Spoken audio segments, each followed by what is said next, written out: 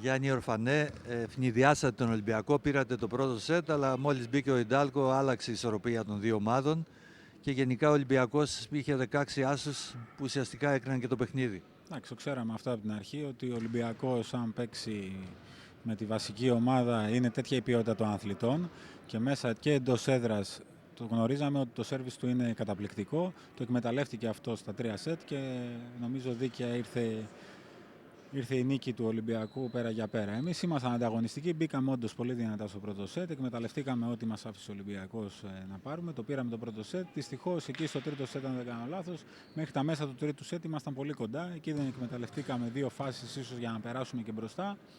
Πάλι ο Ολυμπιακός με σερβίς του Κουμεντάκη με πάρα πολύ καλό σέρβις. Βρήκε τις λύσεις και οπότε ήρθε το τρίποντο για τον Ολυμπιακό. Φυσικά δεν ήταν μέσα στους στόχους σας να κερδίσετε αυτό το παιχνίδι, αλλά είδαμε και ένα νέο παίκτη, τον Αυστραλό, τον Χάζελντεν. Πώς κρίνετε την απόδοσή του? Θετικά είναι τα πρώτα δείγματα. Αν σκεφτούμε ότι έχει κάνει προπόνηση με την ομάδα μόνο 3 μέρες προπόνηση και έχει ταξιδέψει από Καναδά, έχει έρθει και τώρα ταξίδι πάλι στην Αθήνα. Θετικός ήταν, πολύ θετικός. Είδαμε θετικά στοιχεία. Ελπίζω ότι θα μας βοηθήσει στο μέλλον, γιατί τα παιχνίδια που έχουμε μπροστά μας είναι πάρα πολύ δύσκολα. Με αυτόν κλείνει το ρόστερ του Πίγασου ή θα δούμε κι άλλο ξένο παίκτη? Στην παρούσα φάση δεν κοιτάμε κάτι.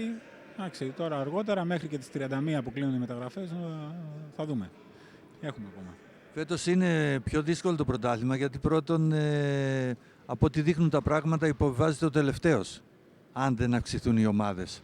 Είναι αμφίροπη η κατάσταση, γιατί είναι Πίγασος, είναι Φίνικας, είναι Οριστιάδα, είναι Καλαμάτα. Ακριβώς, αυτό είναι η δυσκολία. Αυτή τη στιγμή δεν είναι ότι υποβιβάζεται ένας. Η δυσκολία είναι ότι είναι 5 ομάδες αυτή τη στιγμή που έχουν διαφορά 2 και 3 πόντους.